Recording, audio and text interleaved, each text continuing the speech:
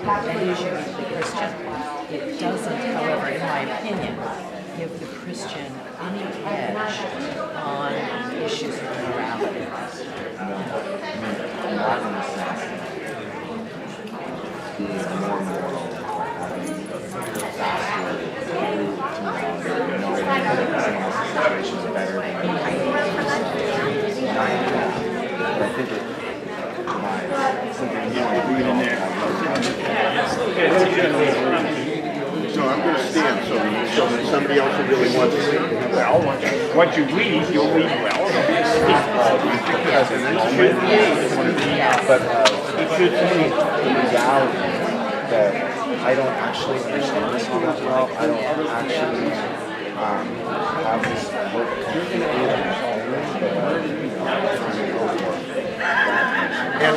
I'm telling you,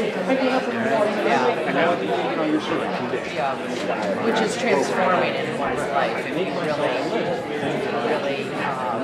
have considered being that belief. Could be attained.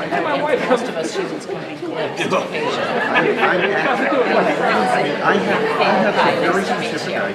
I know Alice, so we've got a good connection there. Good talking to you.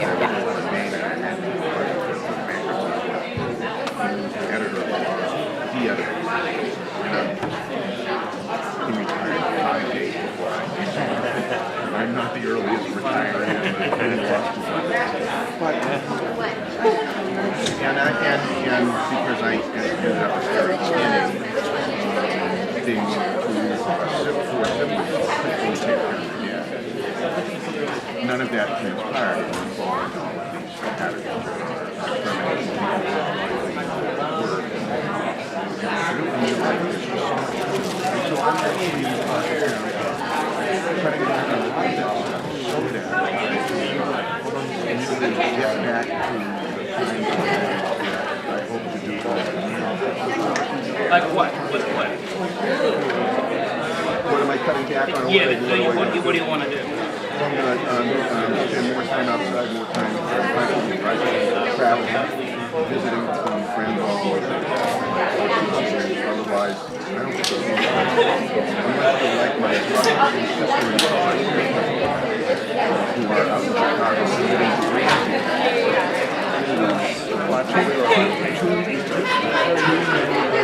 they went to New York.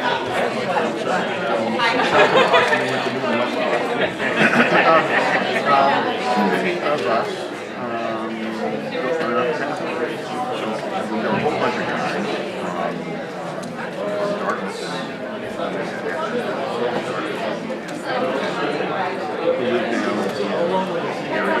And then some families still down in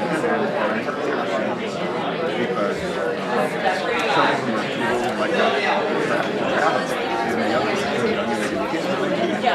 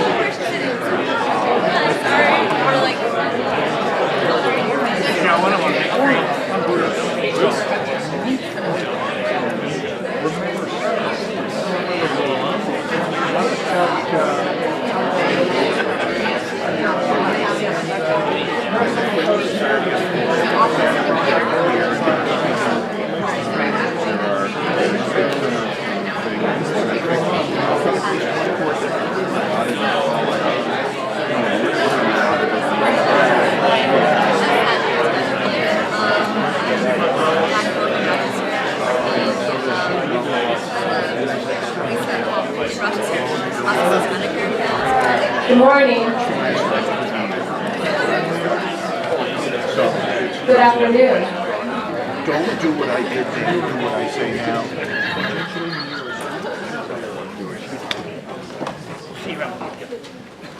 Welcome to the panel on leading well. My name is Catalina Borla. I'd like to start with shaping some parameters of our conversation on what does it mean to lead well. You're welcome to follow along with me in your program, from which I've derived the definition. There are three components to leading well: leaving something in a timely fashion, leaving something better than you found it, and leaving something in more responsible, if not at least responsible, hands. What we'd like to do in this panel is explore these dimensions through the personal stories of our panelists. I'd like to start with the most senior and most experienced person here on the panel to start exploring the question or the dimension of how do you leave something better than you found it? How do you know? How do you measure it? And let's use an example. Andrew? No,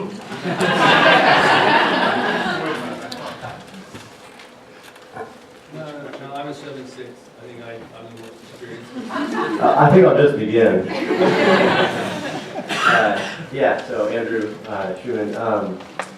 So I thought I'd begin my reflection just a little bit, sharing my story. It's really reflecting on my vast experience in this area of leaving well. Now, it's really just one instance that comes to mind, and that's leaving the work of EWS that I've been working on since 2006, when I showed up at Dartmouth as a freshman and had the idea to start a Christian journal, and I thought that could benefit the Dartmouth community. And from that moment, I kind of didn't fully realize it, but kind of found myself swept up in a wave of energy and passion to see faith and reason integrated on a college campus here. And as I grew into EWS, and as I grew into the Waterman Institute, and as I grew into the Augustine Collective, which is about 20 or so apologia-like journals around the country, as I grew into Fair Forward, which is now a national publication, it became increasingly difficult to sort of extricate, I think, my own identity from this growing movement.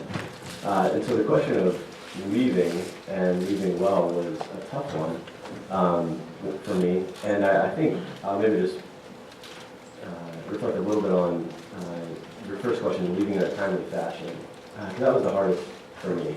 I kind of had a sense that I wasn't probably going to just stay around after Dartmouth, hanging around and mooching, meals off of people with more than enough DBA and all that forever. So I probably should do something else. And the question was really just when.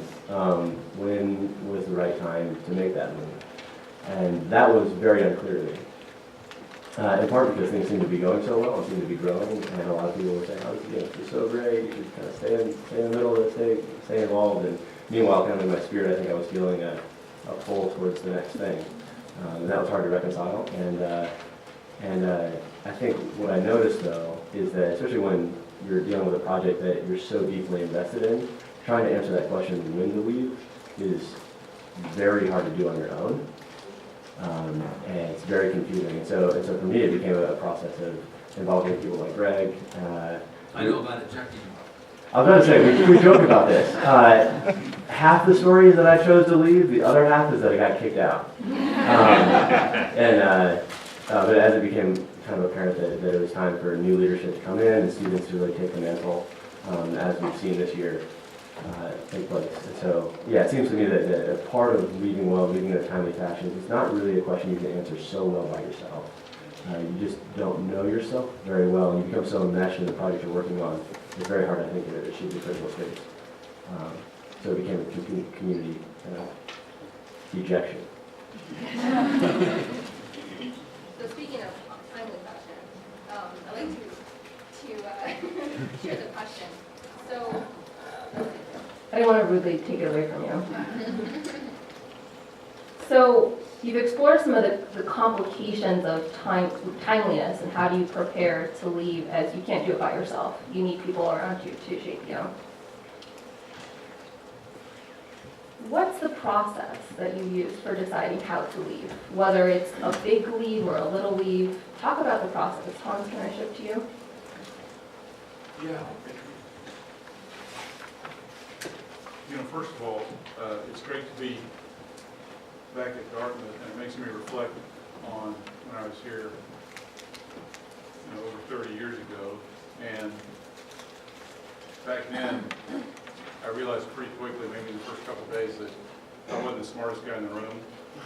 And far from that, I wasn't even close to the smartest guy in the room. So then you're trying to solve for, that's that kind of rational brain you were talking about. How did I get in this place? And I realized, well, you're the guy from Oklahoma. They need a certain... all these years later, I'm back, and what a great turnout to this room.